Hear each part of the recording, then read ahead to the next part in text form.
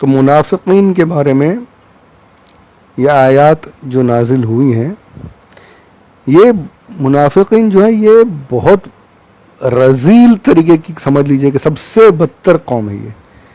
آج بھی ایسا نہیں کہ منافقین ختم ہو گئے، یہ اور بات ہے کہ ہم اس کے اوپر یعنی جب تک کہ ظاہر نہ ہو، جو ان کے غلط عقائد ثابت نہ ہو جائے، ہم ان پر حکم نہیں لگا سکتے، کیونکہ اب ہمارے پاس تو نہ ہی ظاہری طور پر حضور اکرم صلی اللہ علیہ وآلہ وسلم تشریف فرما ہے کہ آیات نازل ہو جائیں، ہمیں بتا دیا جائے، ہم ان کے فوراً حکم کفر لگانا یا گمراہی کا حکم لگانا یہ ہمیں حق حاصل نہیں۔ ہاں، جب ان کی کتابوں سے، ان کے اقوال سے اور ان کی اعمال وغیرہ سے ظاہر ہو جائے، ثابت ہو جائے، تو پھر تو یقیناً حکم لگے گا، جیسے کہ یہاں پر بھی اللہ عز و جل نے حکم ارشاد فرما دیا، وما هم بمؤمنین، وہ ایمان والے ہی نہیں، مسلمان ہی نہیں۔ تو آج بھی جو اگر کفر بکے، اب خوب کلمہ پڑھتا رہے، یہ آیت جو ہے یہ دلیل ہے اس بات کی، یہ آیت اس بات کی دلیل ہے کہ جو زبان سے اقرار کرے لیکن دل میں اسلام کے خلاف باتیں ہوں، وہ مسلمان نہیں ہو سکتا۔ زبانی اقرار سے مومن نہیں ہوتا جب تک کہ دل تصدیق نہ کرے، جب تک کہ دل سے صحیح طور پر اسلام پر عمل نہ کرے، اسلام کو نہ مانے، اسلام کو جب تک کہ دل سے تصدیق نہ کرے، وہ مومن نہیں ہو سکتا، چاہے زبان سے لاکھ کلمے پڑھے۔ اچھا، صرف کلمے پڑھنے سے ہی نہیں، وہ نمازیں بھی پڑھتے تھے، حضور کے پیچھے صلی اللہ علیہ وآلہ وسلم حضور کے پیچھے نمازیں پڑھتے تھے، چاہے اعمال بھی کر لے تو بھی وہ مومن نہیں ہو سکتا اگر دل میں منافقت بھری ہے تو۔ اب یہ لوگ کہتے ہیں کہ یا تو ہم کو کیا حق پہنچتا ہے ہم کسی کے بارے میں بولیں، تو بھائی ہم کو حق نہیں پہنچتا، لیکن جو سامنے والا اگر غلطی کر رہا ہے اور اسی پر اڑا ہوا ہے، سمجھانے کے باوجود نہیں مان رہا، حضور کی بے ادبیاں کر رہا ہے، گستاخیاں کر رہا ہے، غلط عقیدے بنا رہا ہے، کوئی صحابہ کو گالی دے رہا ہے، کوئی قیامت کا انکار کر رہا ہے، کوئی کچھ کر رہا ہے، کوئی، تو جب وہ ایسے اسلامی عقائد کے خلاف بات کریں گے تو پھر ان کا حکم تو ظاہر کرنا یہ علماء پر فرض ہو جاتا ہے، واجب ہو جاتا ہے کہ اب ان کو اپنا دین، اپنا علم ظاہر کرنا پڑے گا، حکم بیان کرنا پڑے گا، ورنہ پھر تو دین میں تو پھر لوگ پتہ نہیں کیا کچھ کرنا شروع کر دیں گے۔ اور یہ منافق جو اتنی بری قوم ہے کہ اللہ عز و جل نے ارشاد فرمایا، قرآن پاک میں آیات ہیں کہ یہ منافقین جو ہے یہ جہنم کے سب سے نچلے طبقے میں ہوں گے، وہاں کا عذاب ان کے لیے تیار ہے، وہاں کا عذاب دیا جائے گا انہیں۔ یہ کفار جو ہوں گے ان سے بھی نچلے درجے میں رہیں گے، وہاں پر جو سخت ترین عذاب ہے وہ ان کے لیے ہے۔ تو اللہ عز و جل آج بھی ایسے ہیں، اس وقت میں صحابہ کے درمیان بھی تھے، آج بھی ہیں، تو ہمیں پروردگار ان نام کے کلمہ پڑھنے والوں سے اور اسلام کے دشمنوں سے پروردگار ہماری حفاظت فرمائے، آمین بجاہ النبی الامین صلی اللہ علیہ وآلہ وسلم۔ اچھا، منافقت، یہ منافقین میں اس وقت میں جو منافقین تھے، آپ وہاں پر دیکھیں تاریخ میں تو مہاجرین میں کوئی منافق نہیں تھا، جو مکۃ المکرمہ سے ہجرت کر کے آئے ان میں کوئی منافق نہیں ہوا۔ کیوں؟ کیونکہ ان کے پاس تھا ہی کیا کہ جو نفاق منافقت کر کے اسے بچا لیتے۔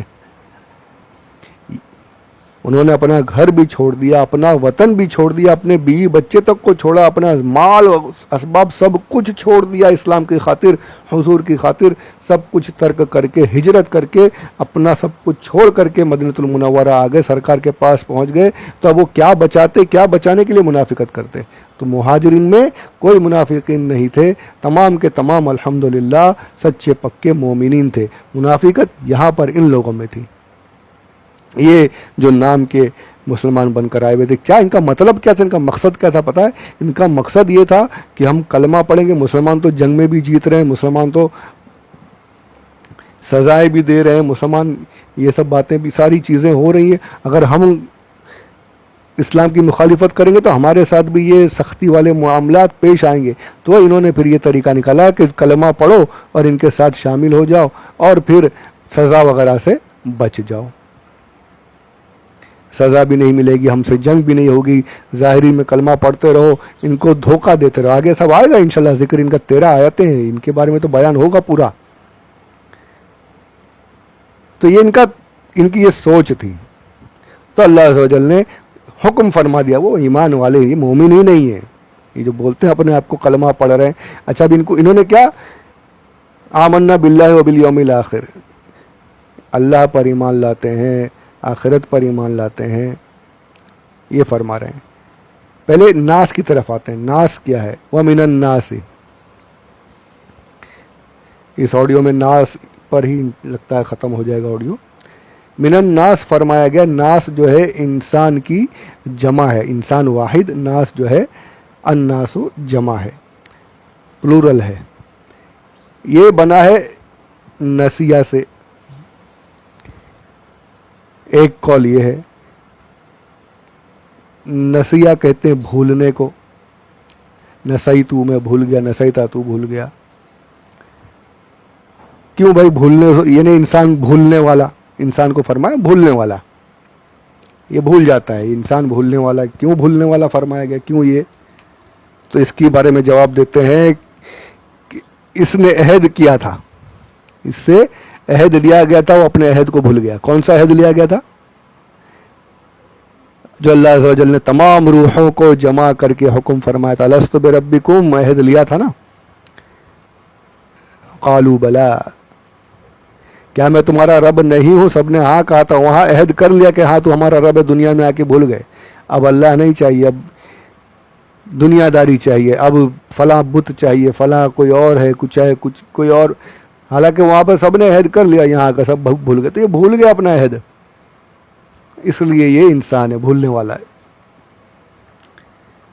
دوسری بات یہ بھی کہی جاتی ہے کہ اس کو جب نعمتیں ملتی ہیں خوب واہ واہی کرتا ہے، خوب اللہ کا شکر ادا کرتا ہے. نعمتیں ملتی ہیں تو خوب خوش ہوتا ہے. اور جہاں اللہ عز و جل نے امتحان لیا، ذرا سے تھوڑی سی تکلیف پہنچی اللہ کی طرف سے، ذرا سا تھوڑا سا آزمائش ہوئی، وہ ساری نعمتوں کو جو دیا گیا وہ سب بھول جاتا ہے. اب شکوہ اور واہ واہ کرنا شروع کر دیتا ہے. اب شکوہ شکایت شروع. جو نعمتیں جو ملی تھی وہ فوراً بھول گیا. اب ذرا سی تکلیف آئی تو میں ہی ملا تھا کیا، میرے ساتھ ہی ایسا ہونا تھا کیا. تو فوراً ساری چیزیں بھول جاتا ہے، نعمتیں فوراً بھول جاتا ہے. تو یہ بھولنے والا انسان ہے، یہ نسیت بھول جاتا ہے. اچھا اس کو ایک طرف یہاں بھی دیکھیے، خواتین کے لیے کہہ رہا ہوں کہ اس کے بارے میں حدیث پاک بھی ہے. حضور اکرم صلی اللہ علیہ وآلہ وسلم ارشاد فرماتے ہیں کہ چاہے بیویوں کے ساتھ تم چاہے کتنا بھی دے دو، یہ حدیث پاک کا خلاصہ پیش کر رہا ہوں، کتنا بھی ان کو خوش رکھ لو، کتنا بھی اچھا دے دو، ذرا سا کچھ ہوگا فوراً بولیں گے تمہارے ساتھ مجھے کوئی سکون ملا ہی نہیں، تکلیف ہی تکلیف ملی ہے. بھول جاتی ہیں فوراً کہ جو کچھ ہوا وہ سب بھول گئے اور ذرا سی تکلیف پہ. تو یہ انسان کی فطرت ہے، بھول جاتا ہے. یہ نیکیاں جو نعمتیں وہ فوراً بھول جاتا ہے، مصیبتوں پر واویلا شروع کر دیتا ہے. اللہ کی تھوڑی سی آزمائش ہوئی کہ ایک دم بے صبرا پنا اور پھر شکوہ شکایت شروع. تو ایک قول یہ ہے کہ یہ بھولنے والا ہے. پھر ایک قول اس پر یہ بھی ہے کہ یہ ظاہر ہے، انس سے بنا ہے کہ یہ ظاہر ہو جاتا ہے، ظاہر ہے، دکھنے والا ہے، زمین پر نظر آتا ہے، اس لیے اسے انسان کہا جاتا ہے نا. پوری دنیا میں انسان ظاہر ہیں، چھپے ہوئے نہیں ہیں. جنوں کو جن اس لیے کہا جاتا ہے کہ وہ چھپے ہوئے ہیں، آنکھوں سے دور ہیں، آنکھوں سے دکھائی نہیں دیتے، چھپے ہوئے ہیں، اس لیے انہیں جن کہا جاتا ہے. انسان ظاہر ہے اس لیے اسے انسان کہا جاتا ہے. ایک معنی یہ بھی ہے. اور ایک بڑا ہی پیارا معنی یہ ہے، سبحان اللہ، اس معنی پر تو بالکل فٹ بیٹھتا ہے. حالانکہ سارے معنی فٹ بیٹھ رہے ہیں، یہ بھی بڑا پیارا معنی ہے، بڑا پیارا معنی ہے. یہ بھی فرمایا یہ انس سے بنا ہے. انس یعنی قرب حاصل کرنا، کسی سے لگاؤ لینا، کسی سے محبت کرنا. حضرت آدم علیہ السلام جب تخلیق ہوئی آپ کی، اب جنت میں اکیلے تھے، اور اس کے بعد جب آپ کی ہی پسلی سے حضرت حوا رضی اللہ عنہا کو اللہ عز و جل نے تخلیق فرمایا. جب آپ کی آنکھ کھلی تو فوراً آپ کو ان سے انس ہو گئی، حضرت حوا سے انس ہو گیا. محبت ہو گئی، تو یہ اس وقت سے ہی آ گیا کہ انسان فوراً اپنی جو جنس ہوتی ہے اس کی طرف مائل ہو جاتا ہے، محبت کرنا شروع کر دیتا ہے، انس حاصل ہوتا ہے. تو یہ انسان ایک دوسرے سے انس حاصل کرتے ہیں، محبت کرتے ہیں، اس لیے اسے انسان کہا گیا.